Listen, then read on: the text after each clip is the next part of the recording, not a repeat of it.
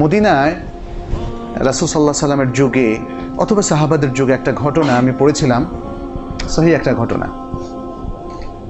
একটা সহিহ বইতেই। সেখানে লিখেছে যে এক সাহাবী, তার কাছে এক ইহুদি কিনতে আসলো। তো তিনি প্রথমে বিক্রি করতে যাচ্ছেন, এই সময় হঠাৎ কি মনে করে বললেন যে আপনি পাশের দোকানে যান। তো ইহুদি সে পাশের দোকানে গেল, গিয়ে দেখে যে তারই জাত ভাই ইহুদি।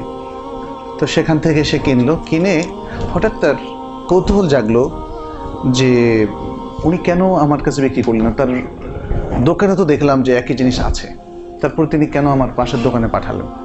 আবার চলে আসলেন, জিজ্ঞেস করলেন, ভাই আপনি নিজে বিক্রি না করে অন্য দোকানে পাঠালেন কেন?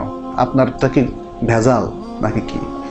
বলছে না, আমারটা পিওর, সবই ঠিক আছে, আমার আজকে অনেক বিক্রি হয়েছে, কিন্তু আমি লক্ষ্য করলাম পাশের দোকানদার তার বিক্রি হয়নি, এই জন্য তাকে আমি পাঠিয়ে দিয়েছি, কারণ তাতে আপনার মতো আরও দু একজন কাস্টমার পেলে তার আজকের রোজগার যথেষ্ট হবে। পাশের যে ব্যবসায়ী সে ছিল ইহুদি। এ হচ্ছিল আসলে সাহাবাদের আখলাক, সাহাবাদের আখলাক। তো ওই গল্পের মধ্যে বলেছিল যে এই লোকটা ইসলাম কিনে চলে গেল, সে জিনিস কিনতে আসলো, এখন কি কিনে নিয়ে গেল? ইসলাম। এত মহৎ ধর্ম দেখে, নিয়ম দেখে কে কেউ স্থির থাকতে পারে? ইসলাম গ্রহণ না করে কি থাকতে পারে?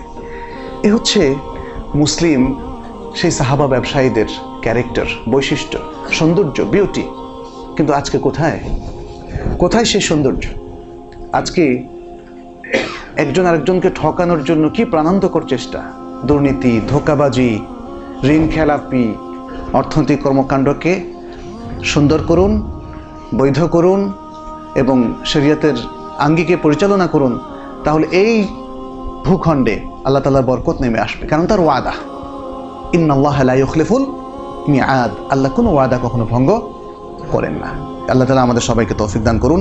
হাযা ওয়া সাল্লাল্লাহু সাল্লাম আলা নবিয়িনা মুহাম্মাদিন ওয়া আলা আলিহি ওয়া সাহবিহি আজমাইন।